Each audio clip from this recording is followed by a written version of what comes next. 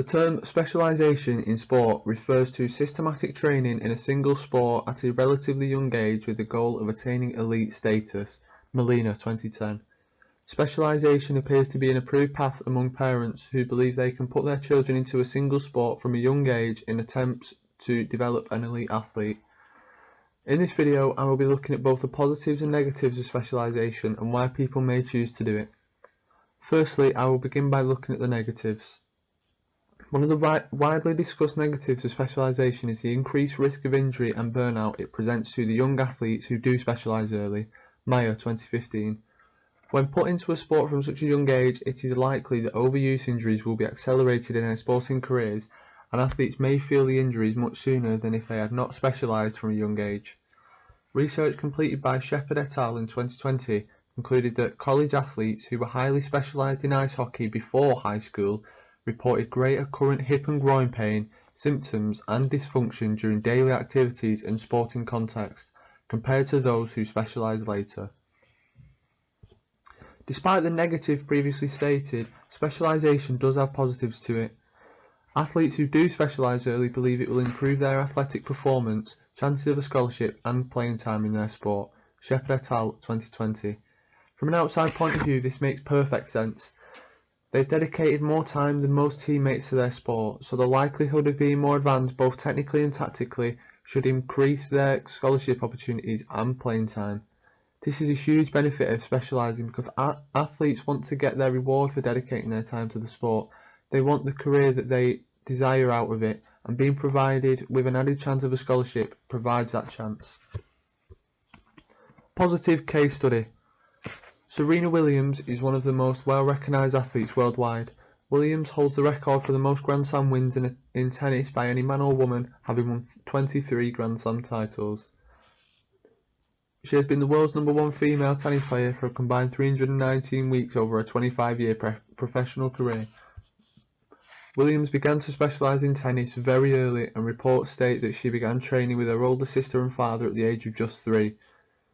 Whilst at the age of 10 she ranked first in the United States Tennis Association.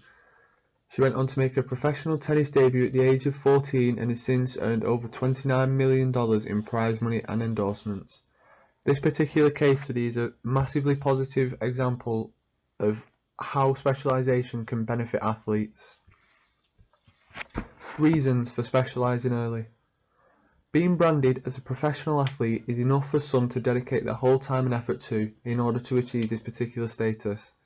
Despite this, the reality is that less than 1% of young athletes between the ages of 6 and 17 achieve elite status in basketball, softball, football, soccer or baseball. Malina, 2010. However, some people completely ignore this and still strive for the top.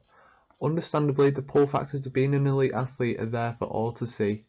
The increasing number of athletes who specialise early may be a direct result of the demands of successful athletes in sport who enjoy significant financial rewards and public recognition for their achievements.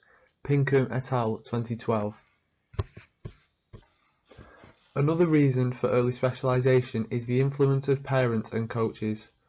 At a young age, children can't even decide what they want for tea, let alone if they want to dedicate themselves solely to just one sport.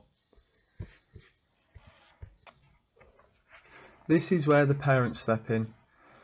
Parents are responsible for their child's involvement in sport as suggested by Cote in 1999, so they begin by finding their child a sport to play regularly outside of school to keep them occupied and give them something to look forward to on a regular basis.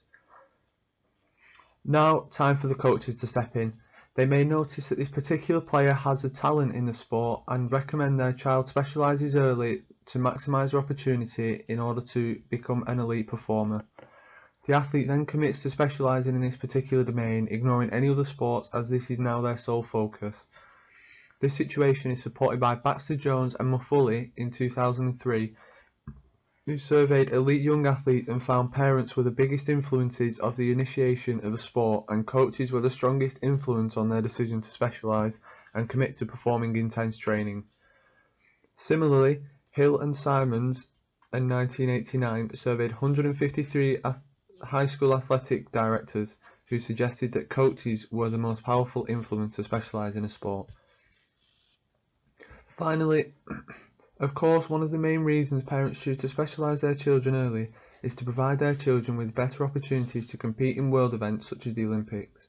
It is reported by American Academy of Pediatrics in 2000 that most Olympic sports have selection processes which attempt to identify future champions and initiate specialised training programs often before the child leaves elementary school.